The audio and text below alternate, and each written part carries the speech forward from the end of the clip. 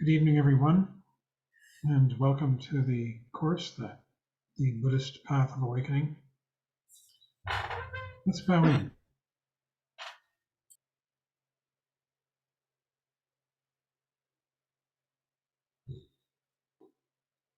Tonight, we continue with our study of the Shambhala teachings, which is really also the entrance, or more than an entrance, into the Vajrayana. These teachings were given by the Buddha to King Suchandra in who knows when exactly. There are different versions of that, perhaps just before he died. In southern India, and the way he gave them to this king asked the Buddha for teachings appropriate to him for himself and his courtiers, because they weren't going to become monks and nuns.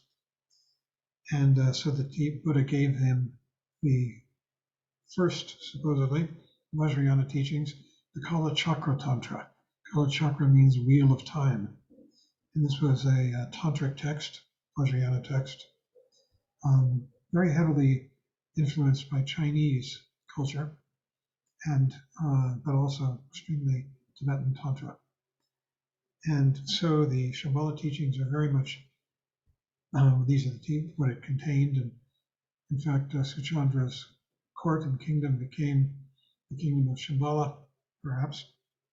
And these Shambhala teachings are very, very tantric. So we have departed from the third volume of the Profound Treasury of the Ocean of Dharma and taken a path into the Shambhala teachings because we thought that they might help us understand the Vajrayana better. Tonight we're on chapters 9 and 10. The chapter 9 is called Celebrating the Journey, and chapter 10 is called Letting Go. So, Michael, you want to take it away with chapter 9? Okay, so often start out by saying good evening, but I'm remembering how Trungpa Rinpoche often said good morning, no matter when he was giving a talk. And the idea of this is that at any moment we could experience the dawn of the great eastern sun, so that it's always morning. In other words, we can always acknowledge, recognize our awareness, our awakeness, and that there's always nowness that we can experience. And in fact, I think there's a chapter on nowness coming up in the not too distant future. But I think this is important to keep in mind because we'll be talking about some things tonight, such as discipline and renunciation. And if we approach them with, from the point of view of conceptual mind, they tend to become lofty ideals that either we struggle hard to reach, or we give up because we feel like it's not possible to attain something that seems so abstract. But if we actually deal with these things in the moment and with the mind of being present in the moment, then it becomes much simpler. We just deal with the situation as it is. And we'll be talking about some things tonight that apply to that in terms of making the best choices that we can make based on present awareness.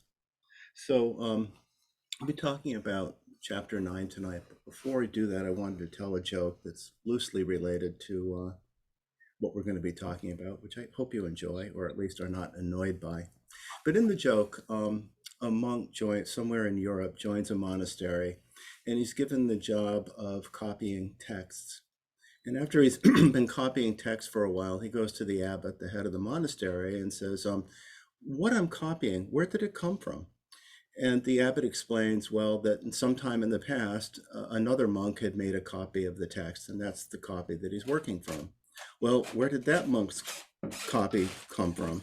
And the abbot explains that, through the years, many monks have made copies of the texts. So the monk asks, well, what if there's an error and we've been copying an error all this time?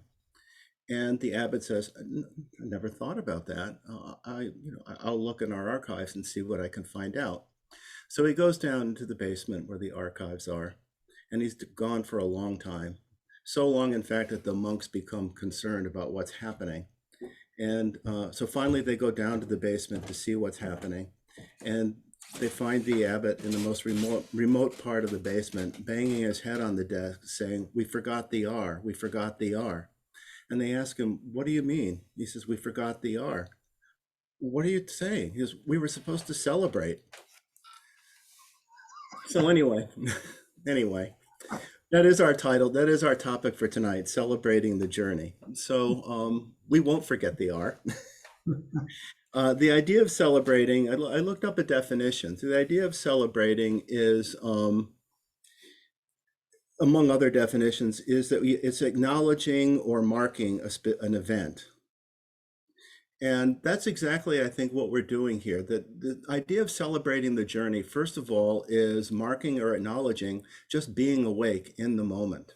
And the idea of journey is understanding this in terms of path or in terms of what we're going through, our development. So that therefore you could as much say that this chapter is about appreciating the path or enjoying the path as much as celebrating the journey. And just wanted to say, as always, that when I present, I'm sharing my understanding of the material that we're reading. But doesn't mean that it's the only way to understand the material or even necessarily the best way. Really, the best way to understand the material is in whatever way is most helpful to each one of us in terms of our practice and study. So that said, I again really hope when it comes time for discussion that people are willing and able to share their experiences and their thoughts, because I think we all benefit. Anyway, the chapter opens celebrating the journey with, I think, two sentences that are kind of key. The first is that the goal of warriorship is to express basic goodness in its most complete, fresh, and brilliant form. So in this sense, the goal is something that's ongoing. We're always in the moment, faced with the opportunity of expressing basic goodness in its most complete, fresh, and brilliant form. It's not something that we can just do once and then forget about, but it's something that in the moment we can do, and in the next moment we can do, and in the next moment we can do, or we forget. The second sentence is that this is possible. In other words, this ability to express basic goodness in its most complete, fresh, and brilliant form. This is possible when we realize that we do not possess basic goodness, but that we are basic goodness. Again, when we realize that we are basic goodness. I could make a really bad pun about R, but I won't. But the idea is that we actually realize that we are basic goodness. And in this line, I actually listened to a talk recently about something about Buddha nature, actually, that I think kind of relates to how we understand basic goodness.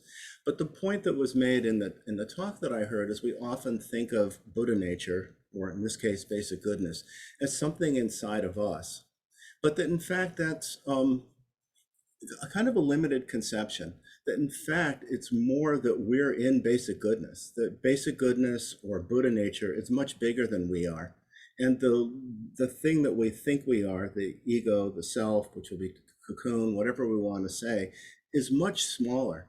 And I think that we realize this from time to time. We have moments in meditation practice where we're able to let go, open up, and be awake. And we kind of realize how vast awareness is, how vast wakefulness is. And might even have just a sense or a glimpse for just a moment that that's who we are, that it's fundamental to us. It's not accidental, and it's not a small little thing inside us at all, but it's actually quite vast, quite expansive. In any case, he says, therefore, because it comes down to this question of realizing that we are basic goodness. He says, therefore, training yourself to be a warrior is learning to rest in basic goodness, to rest in a complete state of simplicity. I think that this is a chapter where there are single words that actually have a lot of meaning, and simplicity is another one here. Think just for a moment of the simplicity of meditation practice, that we simply work with ourselves on the spot just as we are. We're not adding anything to our experience. We're not looking to change anything. We may find ourselves trying to do so, but the instruction is simply to rest in awareness and to allow ourselves to simply be. So there's an utter simplicity to meditation practice, which in itself is an expression of basic goodness, that if we just allow ourselves to simply be, if we stop striving, if we stop trying to be different and trying to make things different than they are, then if we're able to rest in that state of simplicity, that is an expression and an experience of basic goodness. And we can just rest in that simplicity. Anyway, he goes on to say, in the Buddhist tradition, that state of being, basic goodness, is called egolessness. It's impossible to be a warrior unless you have experienced egolessness.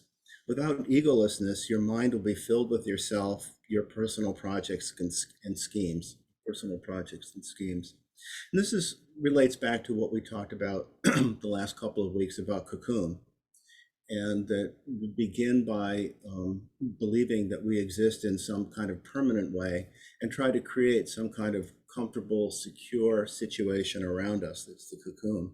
And this is actually the very opposite of simplicity. This is actually how we create a great deal of complexity in our lives. There are a lot of things, as we know, that seem to start out, but as we elaborate more and more with various things that we try to accumulate, things we try to prevent, things we try to push away, judgments of all kinds, struggles of all kinds. This is the very opposite of simplicity. And it's what happens when we don't recognize our basic goodness, when we think of ourselves in a much more narrowed, rigid, solidified way. So with this, he talks about the importance of renunciation and actually refers us back to the previous chapter. And what he said then, in the previous chapter about renunciation, is that the warrior renounces anything in his or her experience that's a barrier between yourself and others.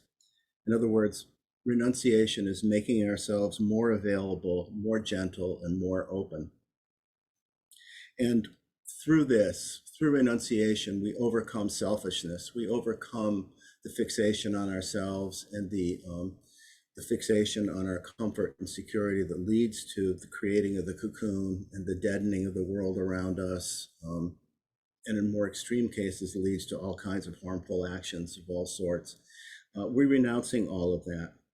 So, and renunciation is an important theme in this chapter and the next one as well. And just to share something that I heard recently, talked by Pumlop Rinpoche, talked about renunciation.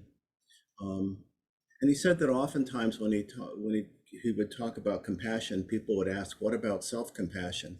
And he said, renunciation is self-compassion. Renunciation is caring for ourselves. And the fact that we often don't see it that way, and I certainly don't always think of it that way, that's why I think what he said struck me so much, is really a sign of our confusion and our habituation to, in Shambhala terms, setting sun thinking and cocoon thinking, that we are confused, in fact, about what's good for us and what isn't. So thinking about renunciation as self-care, I think, was an interesting point.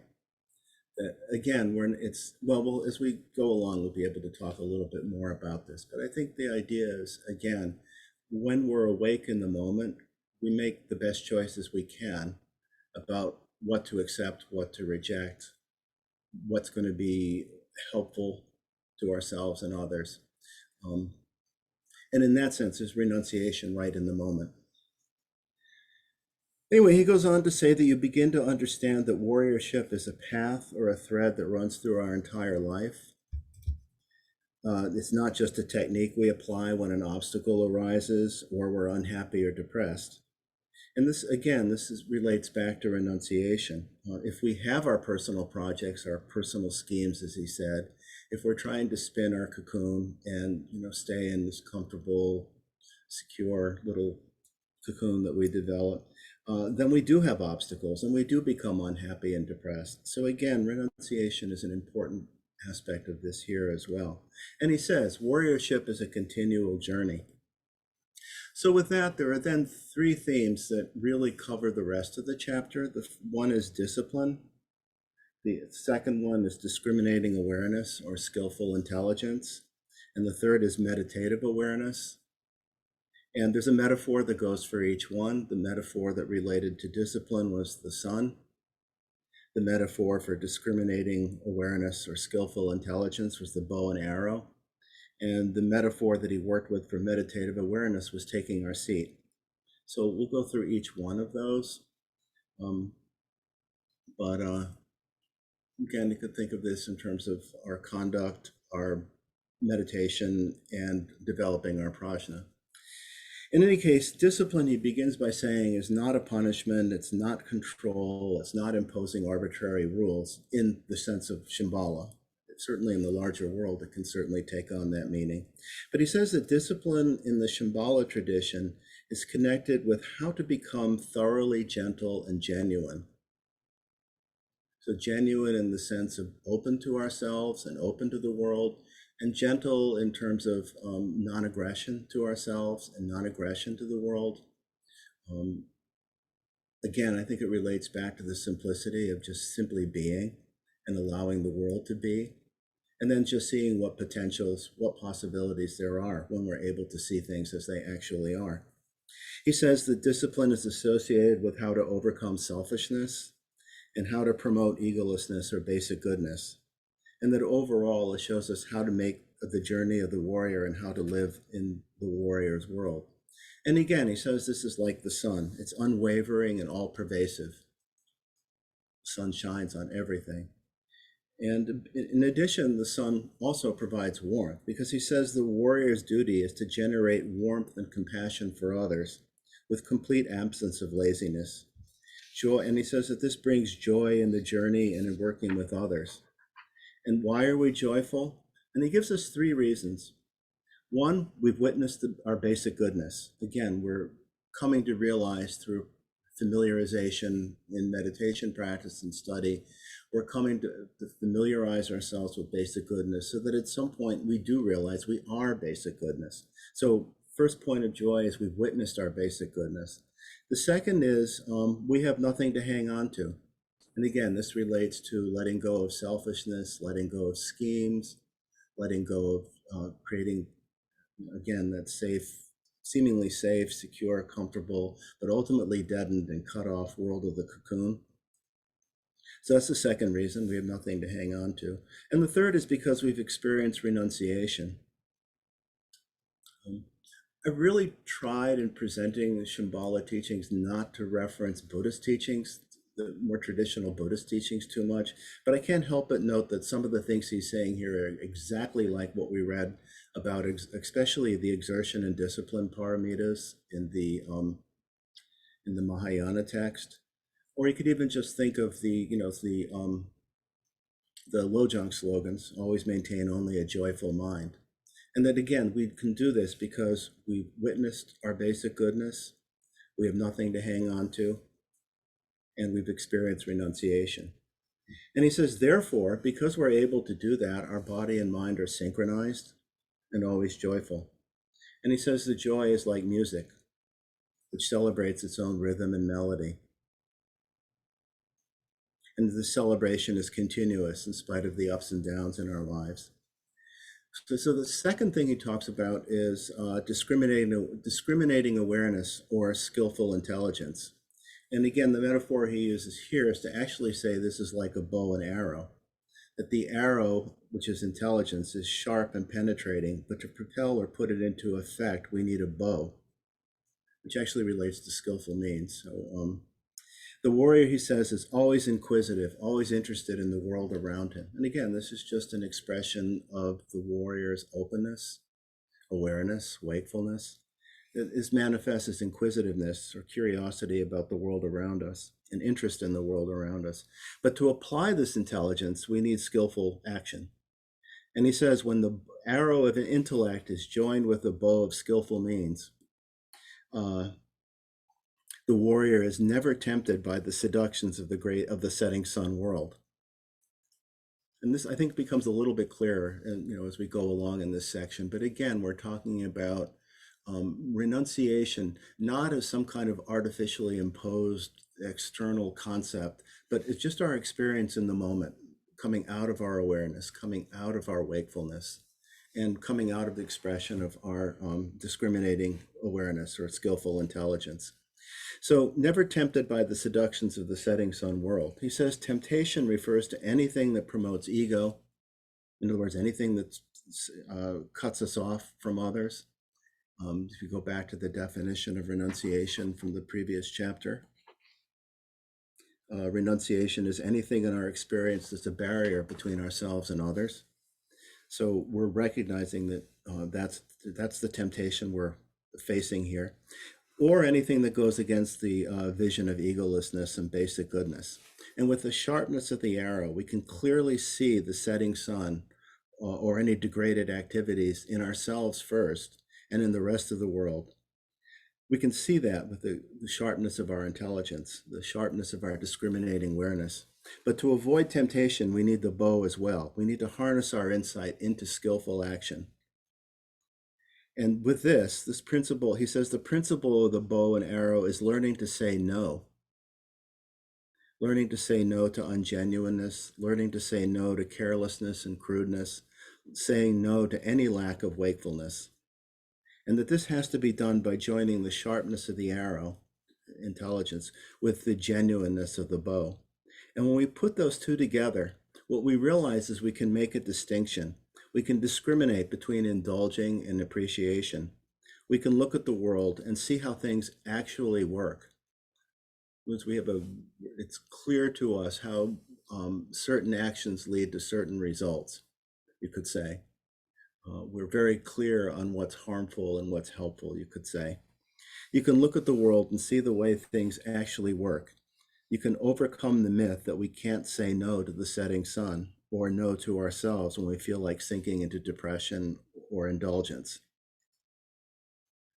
So he says, when we learn to overcome temptation, in other words, when we learn to develop this level of renunciation, and again, this is something that in the moment, with the mind of nowness, the mind of freshness, when we're able to overcome temptation, then the arrow of intellect and the bow of action manifest as trust in the world. This is a further degree of openness, a further degree of relaxation, you could say, with how we work with the world. This brings further inquisitiveness because we want to make a personal discovery of reality. And he says the sense of trust is that when we apply our inquisitiveness, when we look into a situation, we know we'll get a response. And trust, therefore, is knowing that we'll get a message. And as we trust in these messages, these reflections of the phenomenal world, he says, the world begins to seem like a bank or reservoir of richness. And it says problems only arise when we try to manipulate situations or take advantage to our advantage or ignore them, which is a violation of trust in the world, you could say.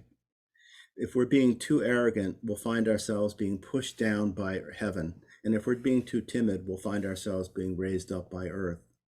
So we become increasingly open to the messages we receive from the world around us. And again, I think it's not hard to connect this back to the importance of fearlessness that we talked about in the last few weeks, that there's a real element of fearlessness that's really important in our development of warriorship.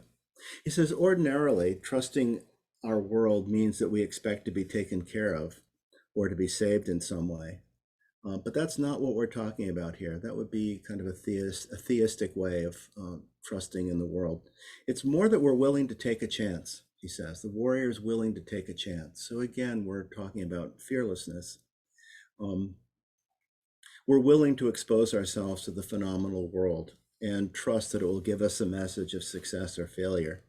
And that when we experience these messages, we don't see them as either punishment nor congratulations. But we begin to realize that we usually fail when action and intelligence are undisciplined, in other words, or unsynchronized, and that we usually succeed when intelligence and action are fully joined. And with that, he says, we can always go beyond the result. There's always further journey of learning about ourselves and learning about the world around us. So the final aspect of the warrior's discipline is termed meditative awareness. And he says this is connected with how to take our seat in the warrior's world. And he goes back to talk about what we've already talked about to this point, which is that the unwavering sun of discipline provides a path of exertion and joy. that allows us to make the journey, while the bow and arrow principle provides a weapon to overcome temptation and penetrate the reservoir of resources in the phenomenal world. So we've actually already already worked with quite a bit. But he says neither of these can fulfill themselves unless the warrior has a solid seat or a sense of presence. It's what shows us how to regain our balance when we lose it, and how to use messages of the phenomenal world to further our discipline rather than simply being distracted or overwhelmed by feedback. And he likens this experience of feedback to an echo that's always present in our world, and compares it actually to what we experience in meditation when we might become distracted and the echo of awareness brings us back. And he says, in the same sense, similarly, when the warrior starts to lose track of discipline or begins indulging in setting sun mentality, our awareness is like an echo that bounces back on us. So you can, I thought of the Lojong slogan, you're well trained if you can practice even when distracted. We're talking about developing our ability to hold our seat under increasingly difficult, challenging situations, our ability to maintain awareness in all kinds of situations outside of, simple sitting meditation, maintaining awareness throughout our lives. And he says, at first the echo may be faint, but then it becomes louder and louder.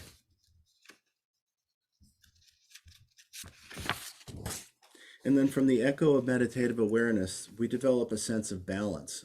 So again, as we become increasingly familiar with, habituated to awareness, and habituated to our potential to simply come back to the present moment, that we develop more and more of a sense of balance.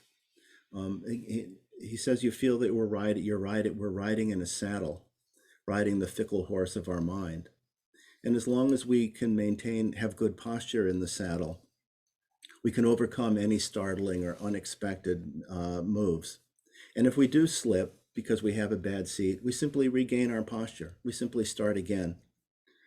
In the process, he says, it's the very process of losing awareness, we regain it because of losing it. So again, we have this possibility, moment to moment, each moment of now, to come back and to be present and to act on the basis of our full awareness in the present moment. And that when we lose that, we simply come back. We're able to hold our seat. He says that this awareness isn't based on paranoia. It's based on the training of ultimate solidity, which is trusting in basic goodness. Again, increasingly being able to realize that we are basic goodness, the switch of allegiance that John's talked about, that at some point, as we become increasingly familiar, increasingly habituated to waking up, that this is what will happen. We have trust and constant joyfulness, therefore we can't be startled. Exaggerated reactions to situations need not occur at this level. So again, we're talking about holding our seat in the face of challenge. When little things happen, good or bad, right or wrong, we don't exaggerate them. We come back to our saddle and posture. And he says the principle of meditative awareness also gives us a good seat on this earth. We're completely grounded in reality. And he says at this point, we begin to experience the fundamental notion of fearlessness. We're willing to be awake in whatever situation may present itself to us. And we can take command of our lives because we're not on the side of success or failure. Success and failure are the journey. Of course, he says we may still experience fear within the context of fearlessness. He says we might even be levitating with fear. But even that is regarded as an expression of fearlessness if we have that fundamental connection with the earth of our basic goodness. So that's how the chapter ends. And I just would read again the opening, the beginning 2 lines of the opening paragraph. That the goal of warriorship is to express basic goodness in its most complete, fresh, and brilliant form. This is possible when we realize that we do not possess basic goodness, but that we are basic goodness. Because I think that's what he's been talking about this entire chapter. And so with that, I'll turn it over to John.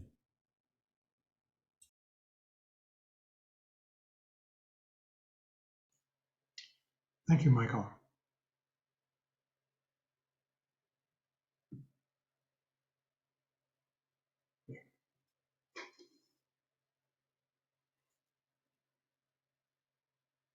Let's take a moment and just take a good posture and bring our minds into this present moment, right here and now. It's very simple. You don't have to be thinking of or looking at or experiencing anything in particular, anything.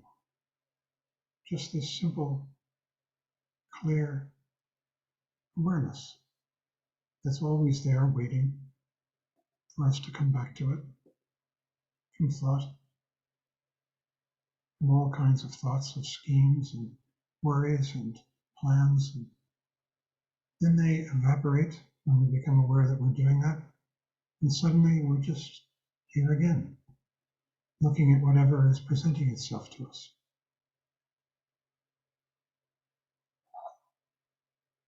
I'd like you all, if you can, to find something beautiful to look at right now.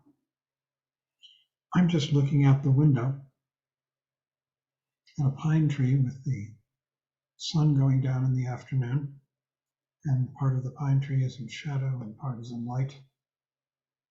And so part is dark green and part is kind of a golden glowing green. And the beauty and the depth of that. You might look out your window and see anything, a tree, sky, some object, or something in your house, a piece of art. And you just open your mind without thought and appreciate the quality. In my case here, it's the greenness and the way the light is hitting it. And for you, it'd be something different. We can come back to this all the time, this vividness of the perceptual world through the senses. The eyes are the most powerful of the senses, with the ears and the nose and the tongue and the body, all of them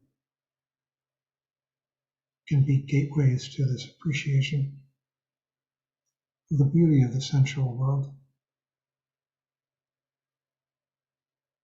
And when we come back to this in clear, simple, appreciative awareness, the feeling of heart, we are entering the mind of the warrior, the one who is brave. Not brave in the sense of encountering life-threatening situations particularly, although maybe that too, but brave in the sense of not needing self-reference, of being willing to appreciate whatever is presenting itself in the present moment, in its vividness, perhaps its beauty, might be its ugliness, its ugly vividness, or its vivid ugliness. That we come back into this vivid appreciation for what is arising in the moments of our lives. This is the mind of the warrior. This is meditative awareness. This contains the sharpness of intellect, prajna, the clear seeingness of it. And it contains the gentleness of skill that we can do this so gently. And it contains compassion, which is what Trungpa Rinpoche is referring to when he talks about the sad and tender heart of the warrior. It's this heartbreaking love. Why is it heartbreaking? Because everything is so transient. The quality of the day, the life of a flower, the life of ourselves. It's heartbreakingly, beautifully transient. impermanent.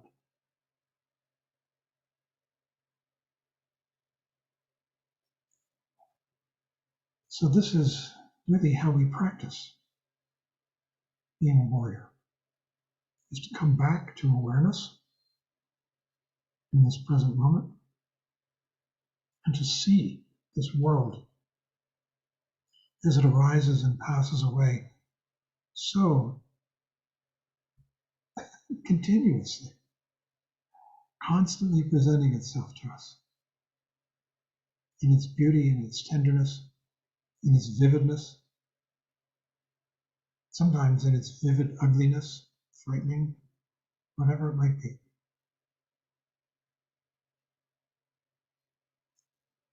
So, looking at this chapter, chapter 10, letting go, this is what we're letting go into.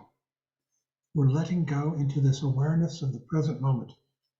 We're letting go of self-aggrandizing thoughts, self-protecting thoughts, planning for our futures as though they will someday come. And they're coming right now, this very second. We're letting go of that anxiety of trying to secure ourselves, which can't be done. I look at my image on this screen with this white beard and this wrinkly face. When did that happen? It happened just a second ago. Our lives go by so fast. And really what this is an exhortation to wake up and appreciate them instant by instant.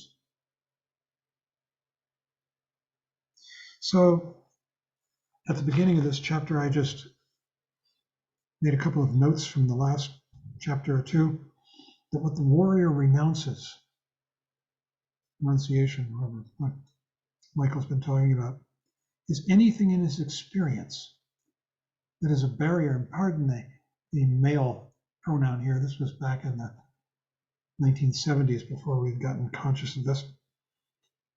Anything in his experience that is a barrier between him or herself and others. In other words, renunciation is making yourself more available, more gentle, and open to others. And it's not just other people, it's the whole world, the world of the senses that we are making ourselves more open to, so that every sensual experience becomes much more vivid, powerful. You are leaving the home of selfishness, which is just constant self-concern. What am I going to get? How do I protect myself? All those things. And embracing the larger world of caring for others.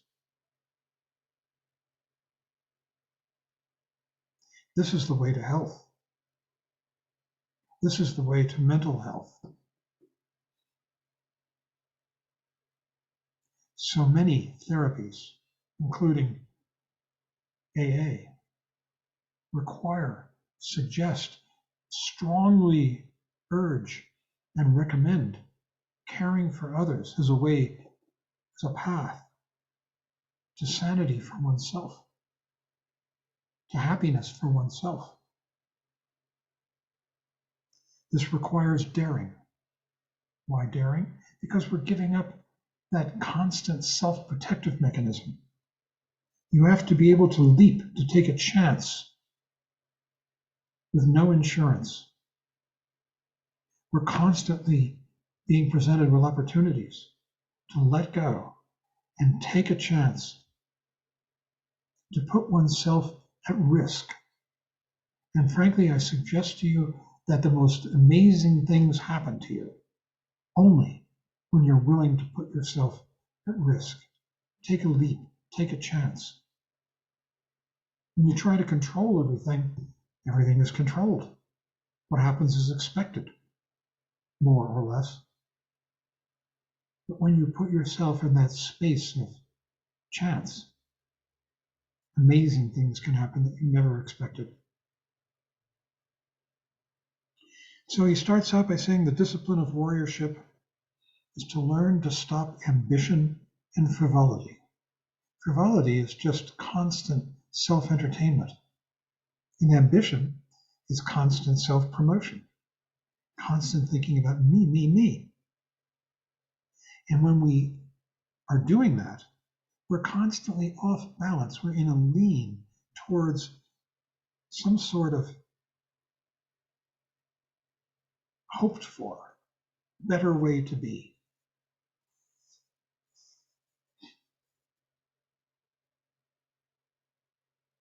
He says balance comes not from holding on to a situation, but from making friends with heaven and earth. Heaven is inspiration, it's intellect. Earth is groundedness. The two go together.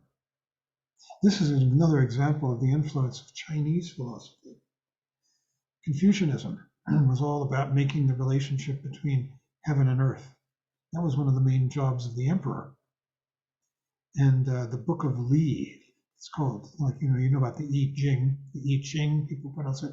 That's the Book of Changes. Well, there were 12 of those books, and one of them was the Book of Ceremonies, the Book of Li, that the emperor had to read and understand. And what those ceremonies were all about were about joining heaven and earth, joining inspiration and groundedness,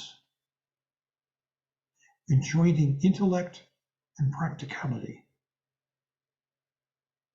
And if the emperor didn't do that, and some emperors didn't, calamities would ensue. Rivers would overflow their banks. Famine would spread throughout the land. All kinds of things, terrible things, wars would consume the land. Terrible things would happen because the emperor hadn't joined heaven and earth. So here he says, balance comes from making friends with heaven and earth. Inspiration and groundedness, practicality, this grounded world, the world of earth, as opposed to the world of heaven. Earth is gravity or practicality, heaven is vision or experience of open space in which you can uplift your posture, your head and shoulders, and become a dignified, uplifted, inspired person. Many of us do this, perhaps in our art, in our work with other people, helping them in suffering, all kinds of ways. Some people are doctors, some people are social workers, some artists. He says, first, you must trust in yourself. Then you can also trust in the earth or gravity of a situation, and you can uplift yourself. Trusting in yourself means giving up this paranoia. Am I doing it right? Am I doing it wrong? Am I okay? Am I? Giving that up and actually coming into this awareness, this appreciation of the moment. The way the light is hitting that pine tree as the evening fades.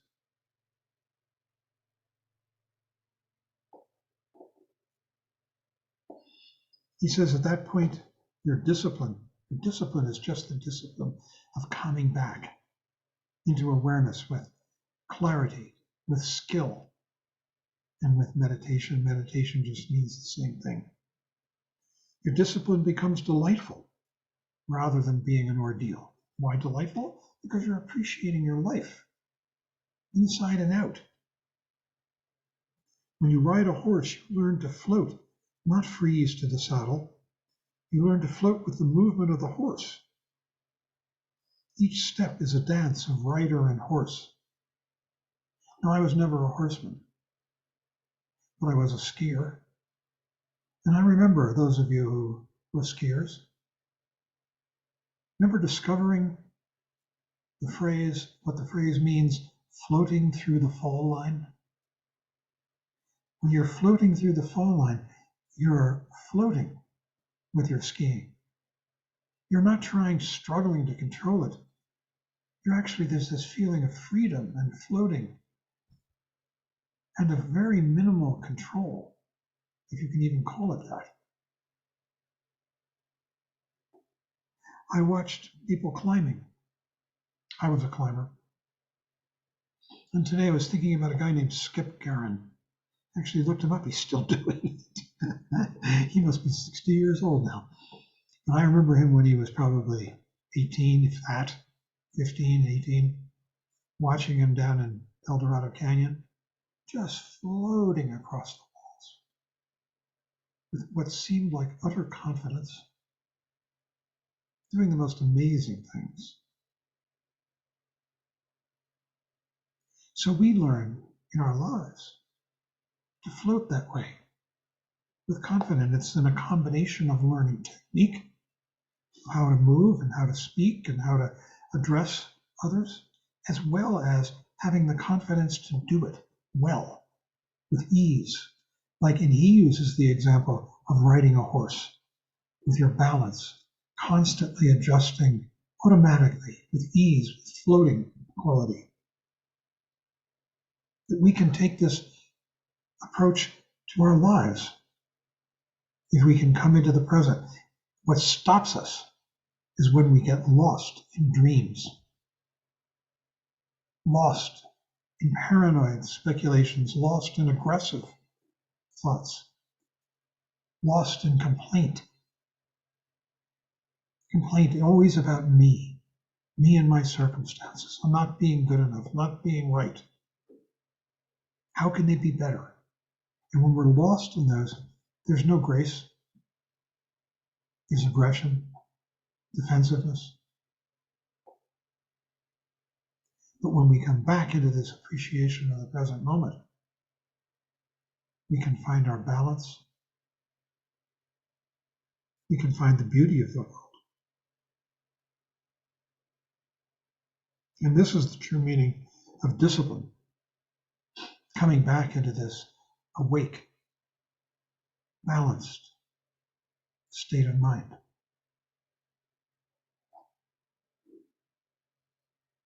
When discipline becomes natural, this kind of discipline, a part of you, it is important to learn to let go, relaxation within discipline, in order to experience freedom, to experience your existence as a human being. I'll bet so many of you have experienced this one way or the other, floating through the fall line on your skis, or like Skip Garron floating across those walls, one way or another, or somebody on horseback. Trungpa Rinpoche, rode horses all his life. And his wife Diana was an equestrienne, was an alternate on the British dressage team, actually. And the second woman, I think, to study at the Spanish Riding Academy in Vienna. I'm sure she knows what this is about. He says, this conquers the misconception that discipline is a punishment or a corrective for bad behavior. That's what we normally think of as discipline. The teacher cracking our knuckles with a ruler, whatever it was. Getting spanked when you were a child, if you did. He says, as long as discipline, you think discipline comes from outside, you think that something is lacking in you that needs correction. This is a misconception that has to be let go of, that something is lacking in us that needs correction.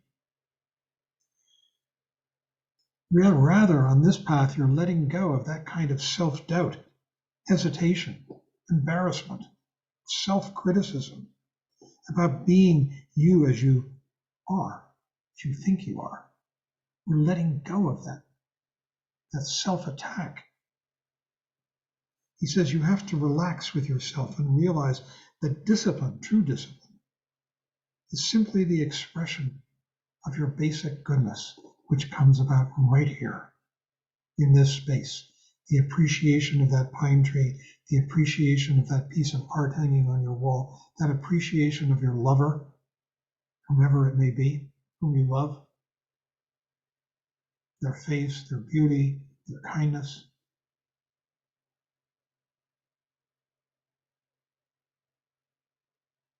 You have to appreciate yourself, respect yourself, and let go of your doubt and embarrassment so that you can proclaim your goodness and basic sanity for the benefit of others. And that doesn't mean you go around sort of becoming a preacher, a proselytizer. But you proclaim your basic sanity through the way in which you relate sanely with others, with appreciation, with kindness, and with insight. In order to let go, first you have to train yourself in the discipline of renunciation. That means dropping the barriers between oneself and others. And there are lots of ways to do this. The aspects of discipline that were discussed in this last chapter. This is necessary so that you will not confuse letting go with aggression or arrogance. It is not pushing yourself to a breaking point or letting go at others' expense. What we're letting go of is our self-concern, our self-consciousness, our self-protectiveness, our self-aggrandizement, our self-promotion. And we're coming present into appreciative, responsive action, responsive to the world as it presents itself around us. Once you have made a basic connection to discipline, it is time to let go of self-doubts. By letting go of these self-doubts, your discipline, meaning awareness, becomes immaculate.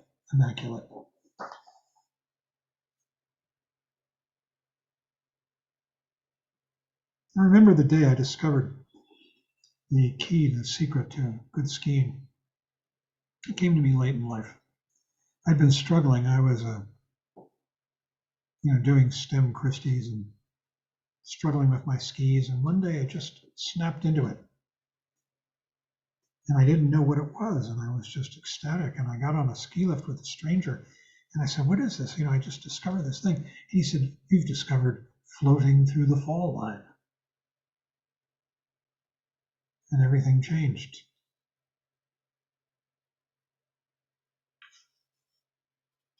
And it's the same thing in our lives altogether. Sport athletes experience this in their particular disciplines, but we can experience it in everything in our lives.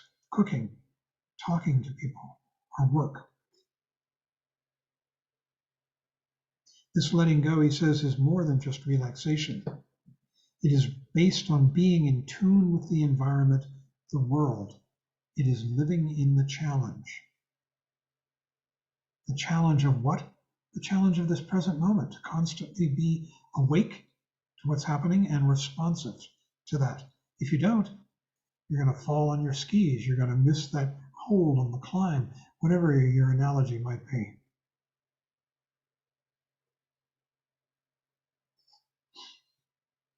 Athletes talk about this as flow states, getting into flow states, but you don't have to be an athlete to experience flow states.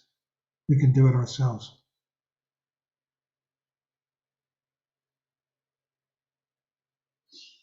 For the warrior, he says, every moment is a challenge to be genuine, and each challenge is delightful. When you let go properly, you can relax and enjoy the challenge. The setting sun version of this is to get drunk, or take a vacation, or get drugged, or do outrageous things. That's the setting sun version of letting go. Because you're actually sort of cutting yourself off from the world rather than being responsive to it.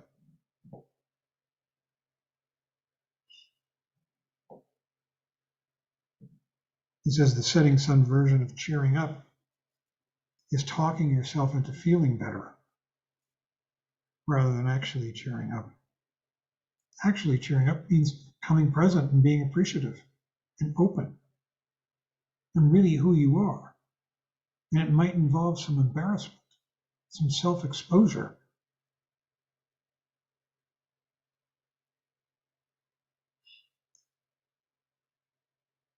He says, since we have this basic goodness, in us already.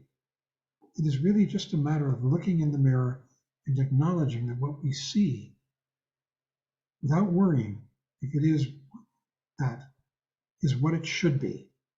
You can see your basic goodness and cheer up, just relaxing with yourself. It involves tremendous self-acceptance for each one of us and all our frailties and silliness. So you give up worrying that what you do is wholesome. You give up checking on yourself. You can appreciate your life, even if it is imperfect. He says, wherever you are, it is a palace. Amazing idea. Human dignity is not based on monetary wealth. It comes from using your inherent human resources. You can still make your life elegant. He used to tell us, you can elegantize your life. Elegantize. Anybody remember that word? That was very big for a while in the Shambhala world. Elegantize your life. He used to take people, we'll come to this maybe in the Shambhala teachings, there's a thing called yun. I mentioned this before? Somebody tell me. Yes, I have. Yun is actually in its purest form an actual substance that supposedly you can find in the ground. It's green. And it is sort of super, super wealth, richness, value. But there are things that have yun. Maybe that tanka over my shoulder has yun. It sort of glows, especially if there were better light shining on it. Or maybe that's the top knot, that gold thing there. A friend gave me that. He brought it back from Thailand. It's a top knot off of a Buddha statue. Don't ask me how he got it. And it's gold. It has yun.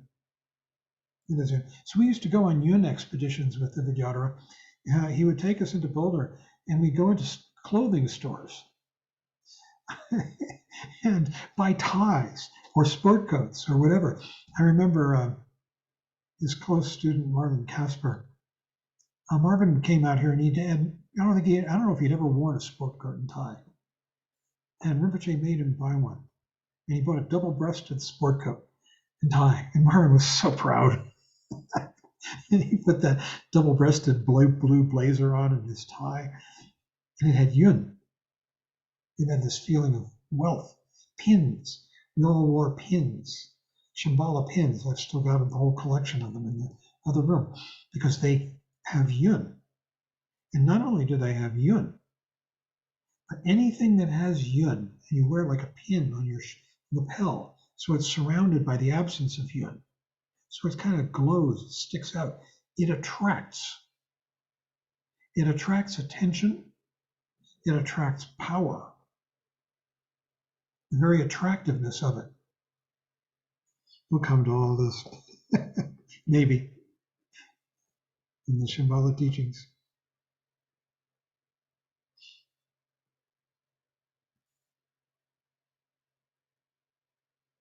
So he says, since we have basic goodness in us already, it is just a matter of looking in the mirror and acknowledging that what we see without worrying is what it should be. You can see your basic goodness and cheer up, just relaxing with yourself. Wow, what an idea. How simple, amazing, how available. So give up worrying that what you do is wholesome. Give up checking on yourself, he says. You can appreciate your life, even if it is imperfect. Wherever you are, it is a palace. Elegantize. Your body is an opportunity to express your basic goodness. The food, the liquor you consume, the clothes you wear, proper exercise, expressing an attitude of caring about your body, even if you have physical handicaps. In the name of heaven and earth, he says, you can afford to make love to yourself. He said that to us all the time. In the name of heaven and earth.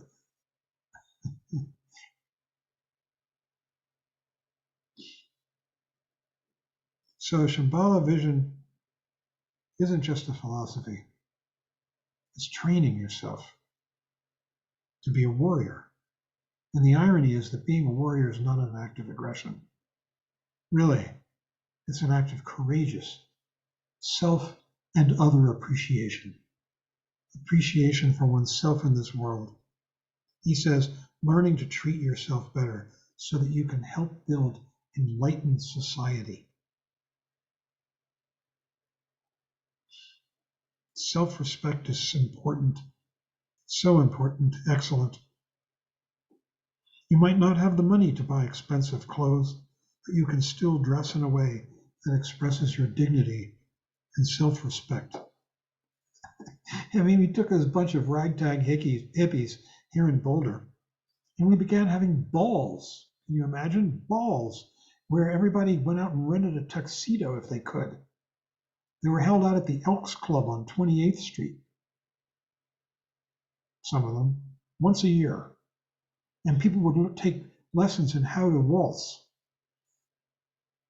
Some people learned how to do the Viennese waltz. I never learned that. All I could do was the box step. And we all waltzed out there, and the women wore gowns. We were elegantizing our world.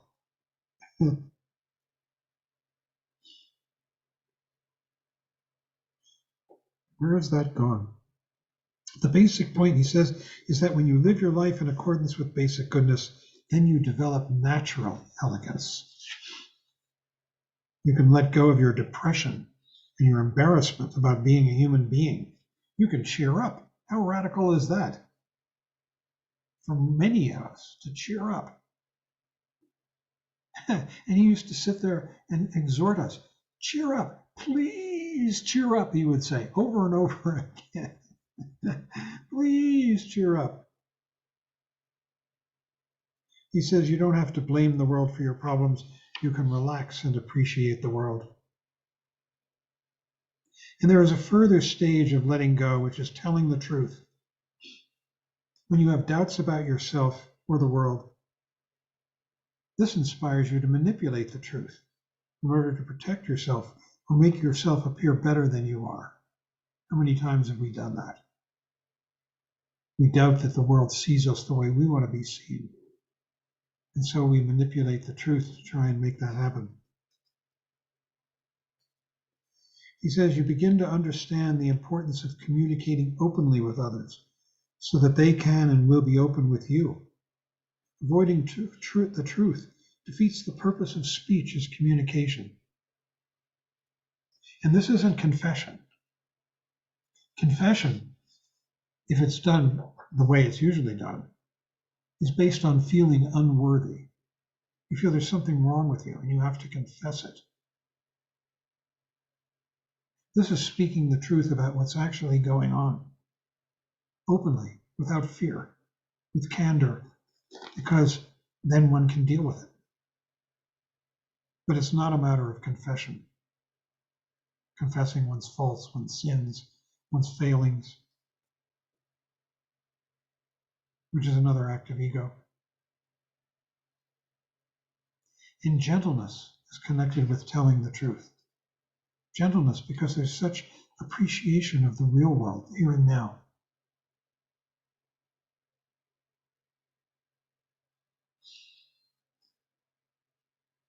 He says, the Shambhala person speaks gently, which expresses one's dignity, as does having good head and shoulders, or the posture we take every day as we meditate. Having good head and shoulders, we can have this posture as we walk the streets.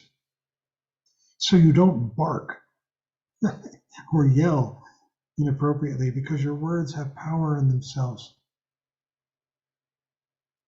And the final stage of letting go is being without deception. And that doesn't mean that we are, once again, tearing open our shirts to expose ourselves. That's just another act of self-attack, which is full of ego and self.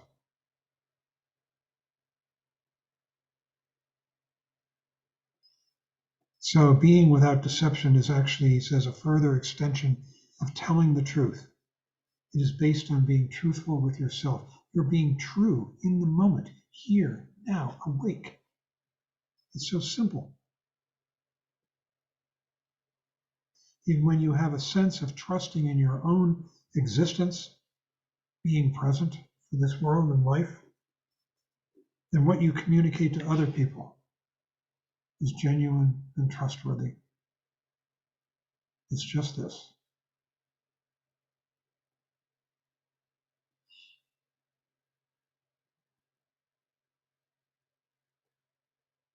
It says self-deception and deception of others often arises because you're afraid of your own intelligence and afraid that you won't be able to deal properly with your life. You're unable to acknowledge your own innate wisdom. Instead, you see wisdom as some monumental thing outside of yourself. That's not wisdom. That's imaginary. Real wisdom is right here, in the moment, in our perceptions, in this, what we're seeing on the computer screen, what we're feeling in our chests, in our bodies, what we're smelling in the air, if there is a smell. That's the real meaning of wisdom here. The immediacy of truthful perception. Truthful not in the sense of being, there's no falsehood. The only falsehood comes in through imaginary fear, self-promotion. We concoct all stuff, kinds of things. Let that go, and wisdom is right here in the space, in the air, in the phenomenal world.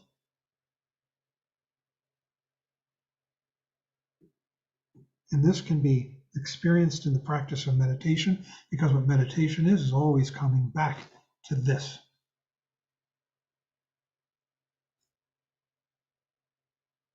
Without second thoughts, free from fear and doubt.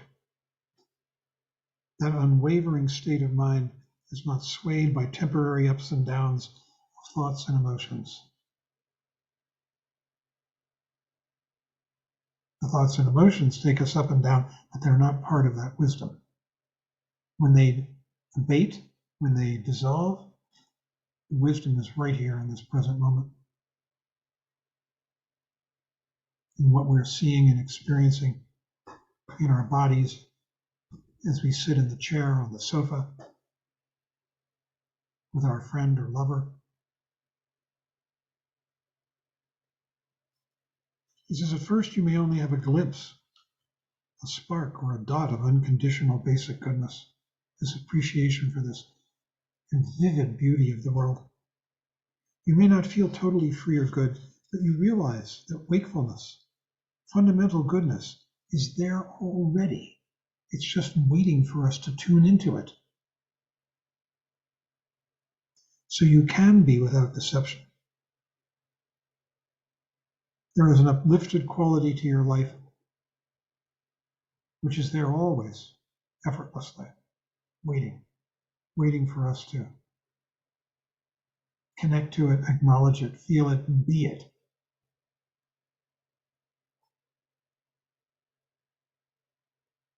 Letting go of ego, of course. You contact that uplifted energy, which allows you to completely join together discipline, the discipline of awareness, and delight. Delight in just the way the sunlight is hitting those green parts of the pine tree. It moves your heart a little bit, whatever it might be you're seeing.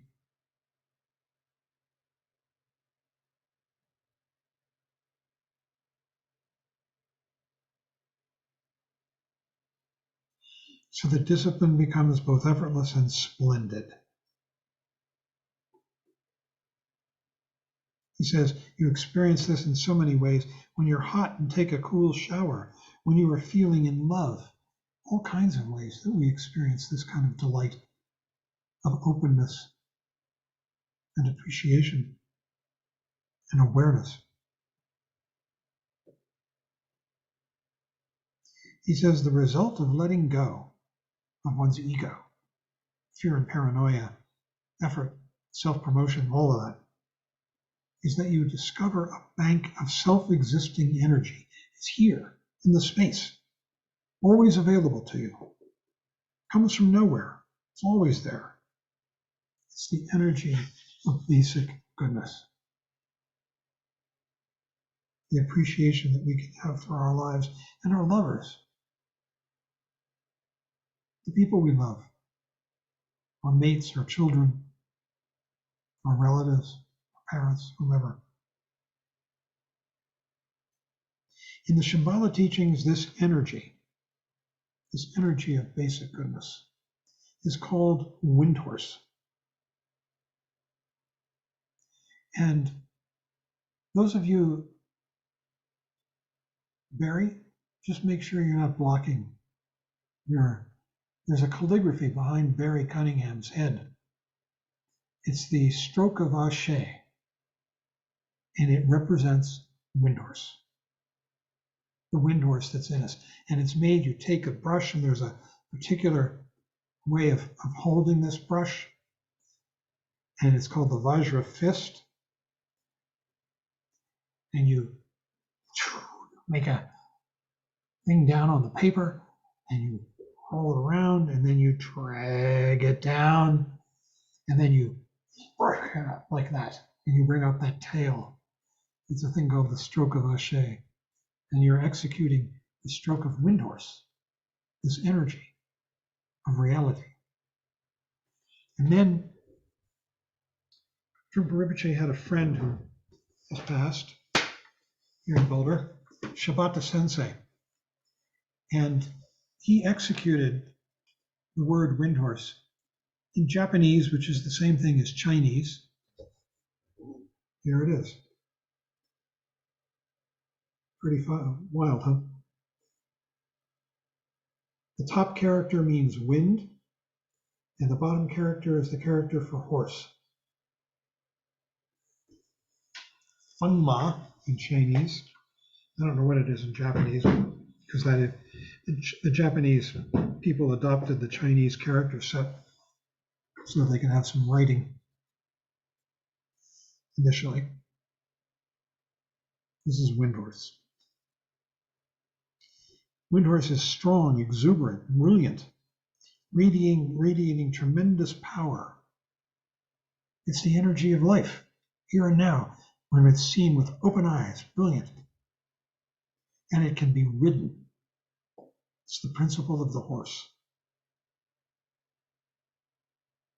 He says, by following the disciplines of warriorship, which are primarily coming present using intellect, the arrow, and skill and means, skillful action, the bow, and combining that with meditative awareness, the seat, particularly the disciplines of letting go, you can harness the wind of goodness. He says, in some sense, the wind horse, is never tamed. It never becomes your personal possession. But you can provoke and invoke the uplifted energy of basic goodness of wind horse in your life. And there are exercises for raising your own wind horse. It's an energy inside you. And this is another reason we sit with a straight spine, so that we can raise the energy of wind horse. It raises itself when we come present, but there are also techniques for it.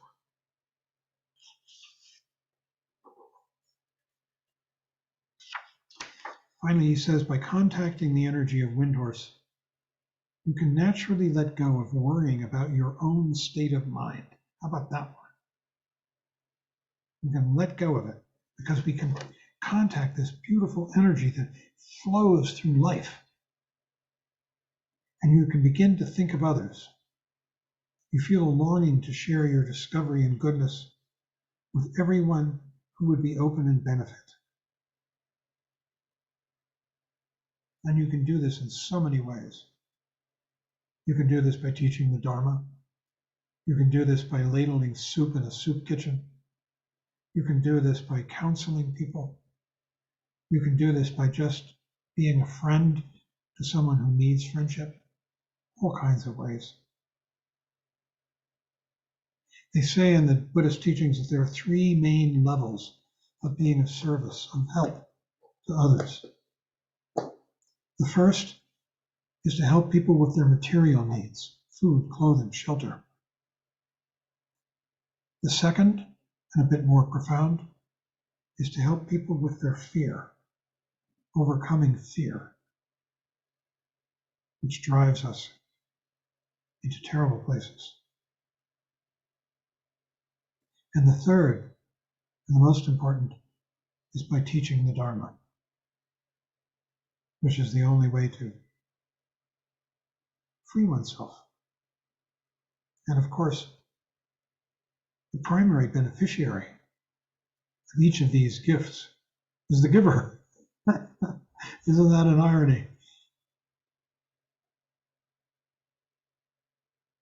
He says, so discovering Windhorse, this beautiful energy that we have, is, first of all, acknowledging the strength of basic goodness in yourself, and then fearlessly projecting that state of mind to others.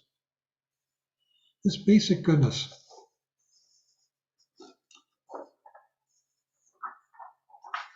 is so important to keep in mind what it is. Where are my notes? Fundamental wholesomeness. Fundamental wholesomeness. That this world and oneself, in spite of the fact that we're dying, is fundamentally wholesome, worth being here for. Egoless. Egoless simply means we come present and we stop thinking about I. Every time one comes present, you go bang, and you feel that sensation in your face. You come present and there's no I until after the fact when you say, oh, what did I just do? I just hit myself in the jaw.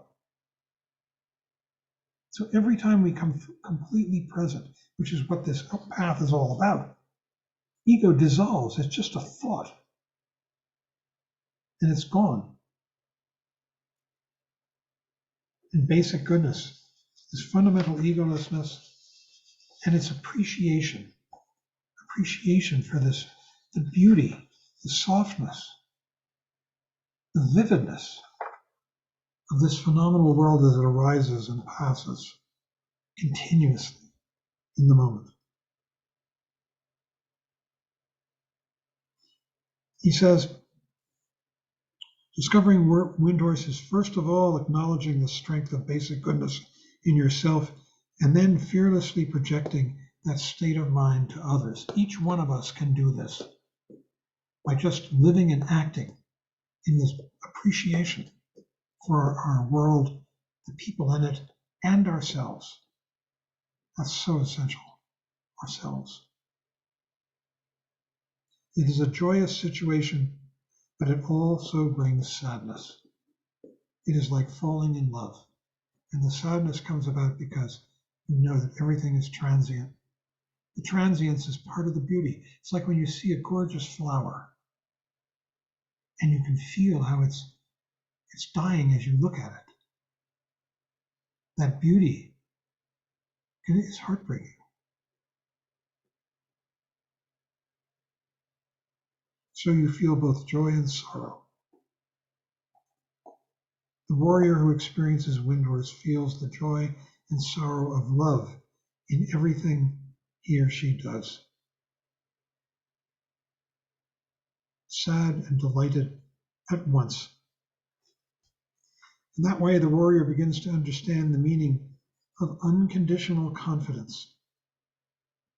When Trungpa Rinpoche first invented Shambhala training, these are these weekend levels, level 1, 2, 3, 4, 5, and then there are the graduate levels. When he invented these, we had a poster that he put up around Boulder to attract people to come to the weekend. The poster was of a calligraphy, Tibetan calligraphy, his version of it. I don't think it ever existed in Tibetan letters. And it was like a big circle going down into a center and then an arrow coming down like that. It was Ziji.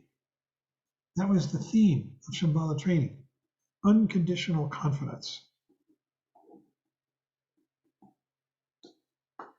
free from competition and one-upmanship.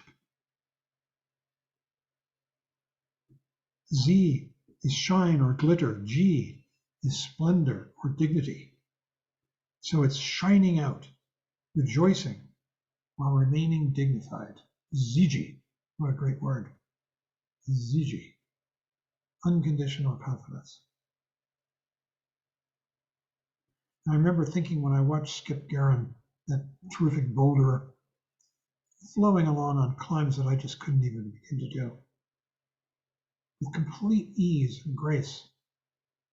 He was a living demonstration of Ziji, utter confidence.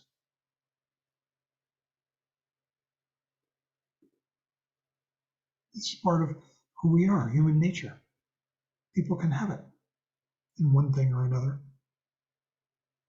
So it's not confidence in something, but it is remaining in the state of confidence, free from competition or one-upsmanship, an unconditional state in which you simply possess an unwavering state of mind that needs no reference point. There is no room for doubt, especially self-doubt. And you know, as soon as when you're climbing hard levels like that, as soon as you have any kind of doubt, can I do this? It all goes to hell. You just tighten up, and a lot of you know this.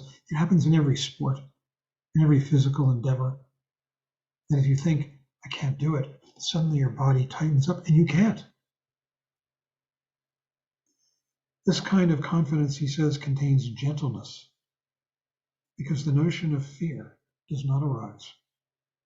Sturdiness, because in the state of confidence, there is ever-present resourcefulness and joy. Because trusting in the heart brings a greater sense of humor. And this confidence can manifest as elegance, majesty, and richness in a person's life. These are the Shambhala teachings. They are so much the heart of the Vajrayana.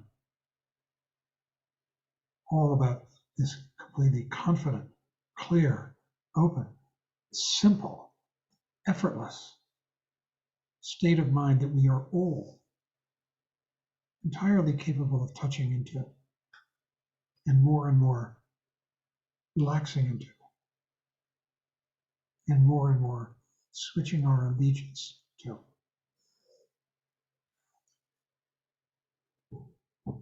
So that's it for this. We could have a discussion. Well, actually, it's 9 o'clock. Oh my gosh. Sorry, it was a long chapter. Longer. Well then, we'll have to put it off till tomorrow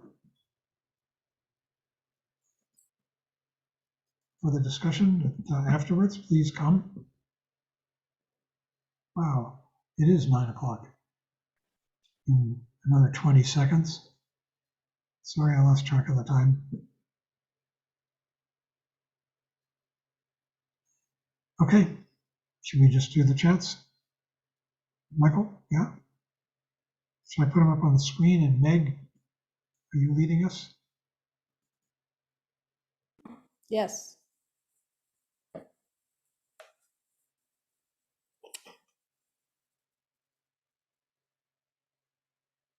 We'll close with a prayer for peace, and then we'll dedicate the merit earned by our practice for the benefit of all sentient beings.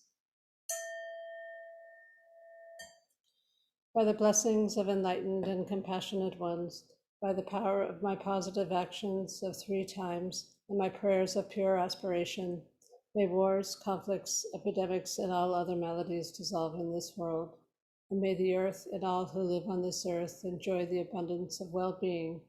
May all learn to live lovingly with each other.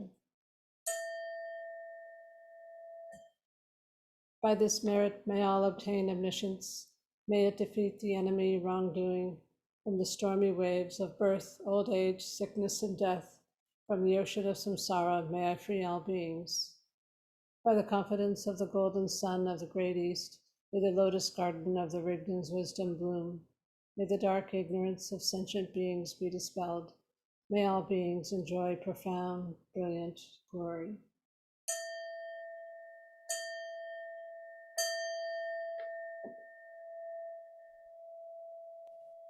Thank you, everyone.